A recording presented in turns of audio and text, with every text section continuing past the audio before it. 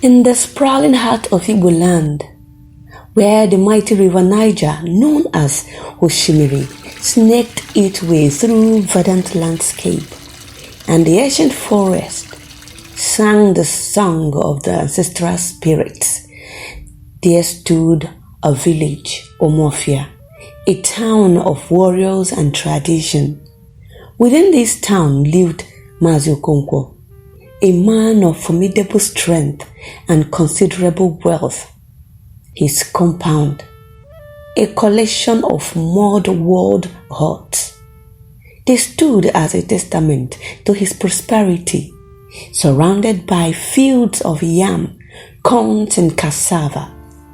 Mazi Okonkwo, a man who had earned many titles in his clan, he had set his heart on marrying a beautiful maiden, Adaku. She was from the neighboring town of Ogidi. Adaku was a vision of beauty, her skin as polished as the ebony, her eyes sparkling like the stars on a clear night.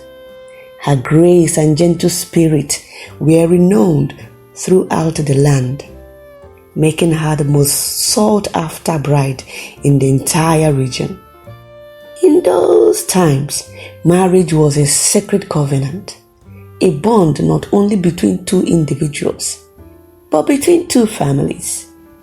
The dowry, Egrishiwai, was a crucial aspect of this union, a symbol of the bride's value and the respect accorded to her family. It was a practiced tradition, yet it also carried a sober undertone. Even marriage faltered and the bride sought to return to her family, the dowry paid on her must be returned in full to the husband.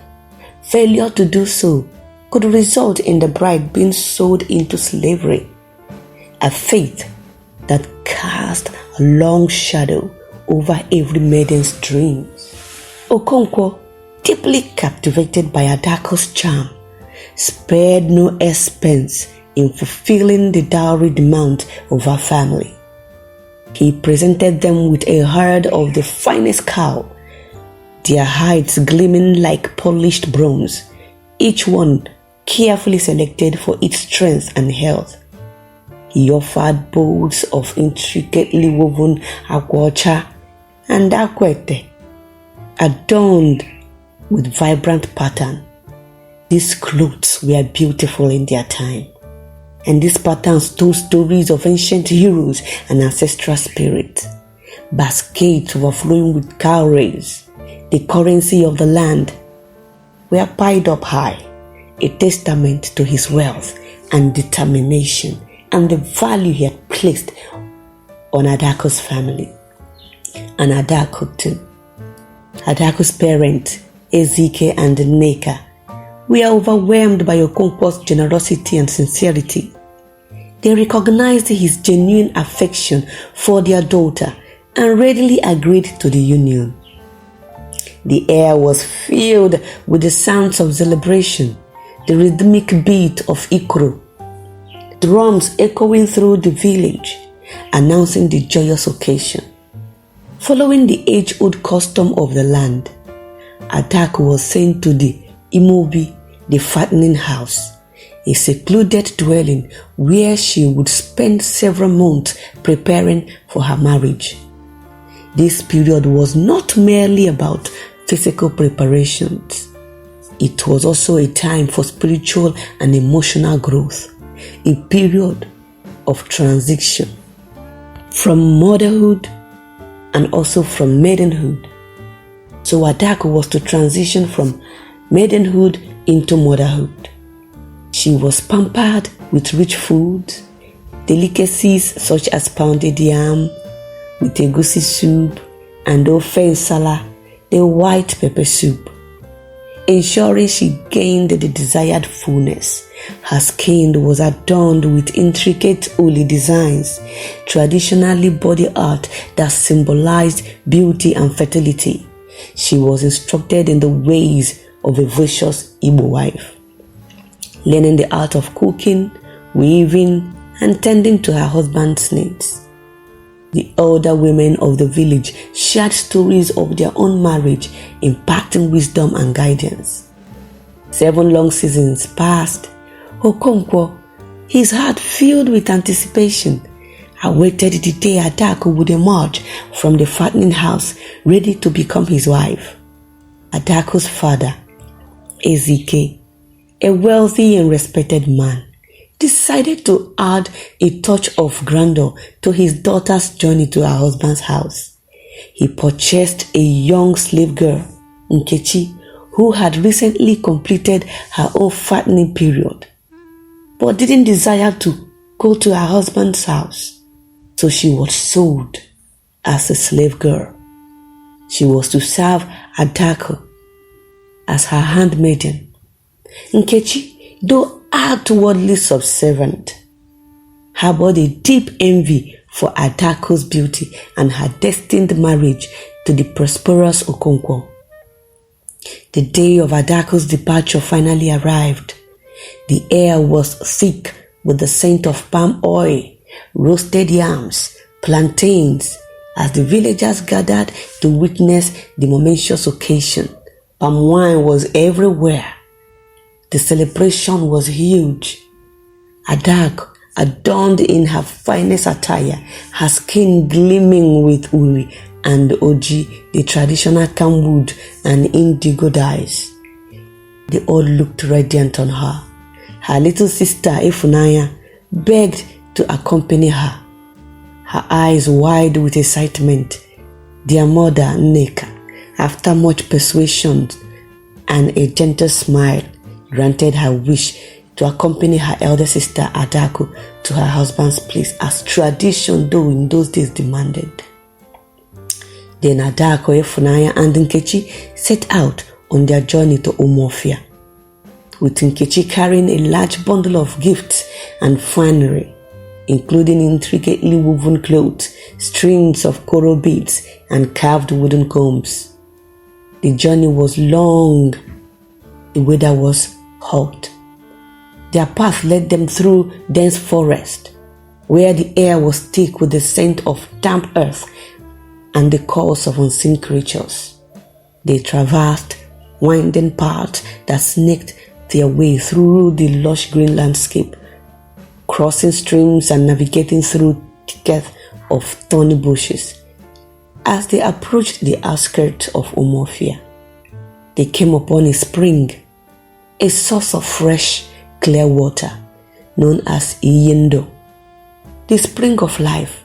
It was a sacred place where the people of Umuofia drew their drinking water, but bathing was strictly forbidden, as it was believed to be the dwelling place of the Momri. The water spirit, a powerful entity, guarded the spring. Adaku, unaware of this prohibition because she was not from that place and she didn't know about this, decided to refresh herself after the long journey. The heat of the day had left her feeling weary, and the cool, clear water beckoned. She and Ifunanya removed their clothes, ready to bath. Nkechi, however, knew of the Momri and the laws guarding the spring. She saw an opportunity to fulfill a dark ambition. She had long envied Adaku's beauty and her destined marriage to the wealthy man. As Adaku stepped into the water, Nkechi seized her chance. With a swift, merciless push, she shoved Adaku into a deep hole that led to the Momri's abode. Adaku vanished beneath the surface, her cries swallowed up by the gurgling water, leaving Ifunanya in a terrible and terrified shock. Ifunanya screamed in horror, her voice echoing through the silent forest. But Nkechi silenced her with a chilling threat. "If you cry out again, I will kill you and throw you into the hole after your sister," she hissed, her eyes gleaming with malice. You must never tell anyone what you saw or what happened. If not, I will kill you. You must not even mention it, especially to Mr. Okonkwo. I will take your sister's place and marry him, and nobody will know what has happened. But if you dare to do otherwise, I will kill you, and nobody will know. Fear gripped Ifunaya's heart. She obeyed. After all, what was she supposed to do? She is young and lost without her sister's guidance. Her tears streaming down her face, she carried the heavy bundles as Nkechi led her to Okonkwo's compound. When they arrived, Okonkwo was taken aback by Nkechi's appearance. She was not nearly as beautiful as he had imagined Adaku to be. Her features were cursed. Her eyes lacked the sparkle he remembered, and her demeanor was far from the gentle grace he had anticipated. However, 7 years had passed since he had last seen Adaku, and maybe she has changed a bit. Maybe the fattening house did a little touching on her. So he had no reason to suspect deception. Okonkwo called his kinsmen to a grand feast to celebrate his bride's arrival. The air was filled with the sounds of music and laughter as the villagers gathered to welcome the new bride. But whispers soon filled the air. Is this the woman for whom Okonkwo paid such a hefty dowry? They murmured, their voices laced with disbelief. She is not this beauty that we hoped for. Okonkwo, troubled by their reactions, could only offer a weak smile, his heart filled with a growing unease. Nkechi, now the masquerading Adaku, began to reveal her true nature. She was cruel and vindictive, especially towards Ifunanya, whom she saw as a constant threat. She beat the little girl mercilessly, using her pipia, a wooden stick, to inflict pain on her. Ifunanya was forced to perform the most arduous task, carrying the heaviest water pot from the stream, her small frame straining underneath the weight. When she struggled, Nkechi would burn her with hot embers from the fire, leaving her skin scarred and blistered. When Okonkwo questioned Nkechi's harsh treatment towards Ifunanya, she dismissed Ifunanya as a slave, a merely position claiming her father had bought her, Ifunanya, for her. As a slave, Ifunanya, burdened with grief and pain, often found herself alone at the spring, unable to lift the heavy water pot given to her by Nkechi. She would cry out for her sister, her voice filled with despair, hoping against hope that Adaku would hear her. One day, as Ifunanya wept for her sister, her cries echoed through the silent forest. Adaku, held captive by the memory, heard her cries. She pleaded with the spirit to let her help her sister, her voice filled with anguish. The memory, moved by her sorrow, granted her permission, but warned her to return immediately, reminding her of the delicate balance between the humans and the spirit realm. Adaku emerged from the water, radiant and beautiful, the setting sun casting a golden glow upon her glistening skin. She helped Ifunanya with her water pot, lifting it effortlessly onto her head, and offered words of comfort and encouragement, promising that justice would prevail. Ifunanya, filled with renewed hope, returned to Okonkwo's compound, her heart lighter, but Nkechi's cruelty awaited her.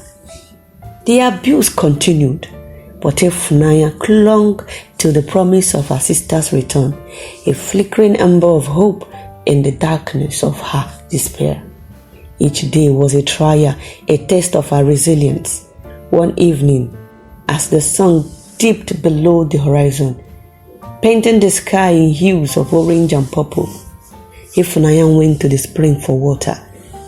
The other villagers had already returned to their homes, leaving her alone with her sorrow. She cried out for Adaku, her voice trembling with longing. Unbeknownst to her, a hunter from Umuofia, a man named Ikenna, had hidden himself in the thick undergrowth near the spring. He was observing the water hole, having heard tales of strange occurrences there. The murmuring, sensing a human presence, warned Adaku not to emerge. But Ifunanya's cries were too heart-wrenching, her pains too palpable. Adaku pleaded with the spirit, promising to return swiftly. The murmuring, though hesitant, yielded to her pleas. Adaku emerged from the water, her beauty magnified by the golden rays of the setting sun. Her skin shimmered, her eyes glowed with an otherworldly light, and her presence filled the air with a sense of serene power. She helped Ifunanya with her water pot, lifting it with ease, and then vanished back into the depth of the spring. Ikenna the hunter was astounded by what he had witnessed. He had heard stories of the Momri, but he had never believed them. Now he had seen with his own eyes the beauty and power of the spirit world. He hurried back to Umuofia, his heart pounding with excitement and awe. He sought out Okonkwo and recounted his experience, describing the beautiful woman who had emerged from the spring to help Ifunanya. He was convinced that the woman he had seen was Adaku, held captive by the Momri. Okonkwo's heart leaped with hope. He had never given up on Adaku, and now he had a glimmer of a chance to reclaim her. Okonkwo decided to verify Ikenna's story. He and the hunter went to the spring early the next morning before the sun had fully risen. They hid in the forest, their eyes fixed on the water hole, waiting and hoping that as Ifunanya arrived and began to cry for her sister, they saw Adaku emerge from the water. Okonkwo recognized her instantly. Her beauty was even more radiant than he remembered, and her presence filled him with a sense of longing and determination. He returned to his compound, his mind racing with thought of how to rescue Adaku. He sought the counsel of his elders and friends, who advised him to consult Onyinyechi, an old woman renowned for her wisdom and her ability to communicate with the spirits. Onyinyechi was a seer, a woman who could peer into the unseen realms and unravel the mysteries of the spirit world. Okonkwo went to Onyinyechi's hut, a small, unassuming dwelling on the outskirts of the village. He explained his predicament, his voice filled with urgency. Onyinyechi listened patiently, her eyes closed, her mind delving into the depth of the spirit realm. After a long silence, she spoke. "The Momri is a powerful entity," she said, her voice raspy but clear. "To appease it and reclaim Adaku, you must offer a sacrifice. You must bring a white slave, a white goat, a white chicken, a piece of white cloth, and a basket of eggs." Okonkwo, determined to rescue Adaku, gathered the required items. He purchased a young white slave, a rare and valuable commodity, and selected the finest white goat and chicken from his herd. He acquired a piece of pure white cloth and filled a basket with fresh eggs. He presented these offerings to Onyinyechi, who prepared for the ritual. On the appointed day, Okonkwo, Ikenna, and a group of elders accompanied Onyinyechi to the spring.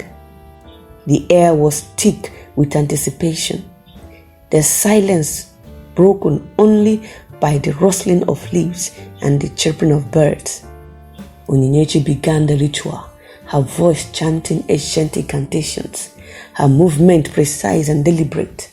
The white slave, bound with ropes, was led to the water's edge. Onyinyechi called out to the murmuring, her voice echoing through the forest. With a swift, decisive movement, she slit the goat's throat with a sharp knife and pushed its body into the water hole. She then offered the slave as a sacrifice and the chicken, their blood mingling with the water, and threw the eggs and clothes into the depth. After the sacrifice, they returned to their homes, their heart filled with a mixture of hope and apprehension. The next morning, at the first light of dawn, Onyinyechi went to the spring. Adaku stood at the water's edge, her eyes filled with a mixture of relief and longing. Onyinyechi assured her that she was there to help her return to her husband. She took Adaku to her hut and hid her, sending word to Okonkwo to come secretly. Okonkwo, his heart pounding with excitement, went to Onyinyechi's hut. Adaku, upon seeing him, immediately asked about Ifunanya. Okonkwo sent Ikenna to fetch the little girl. Ikenna found Ifunanya at the spring, carrying her water pot. He brought her to Onyinyechi's hut, where she was reunited with Adaku. The sisters embraced, their tears mingling with joy and relief.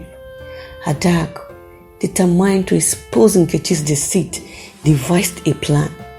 She instructed Ifunanya to return to Okonkwo's compound and provoke Nkechi.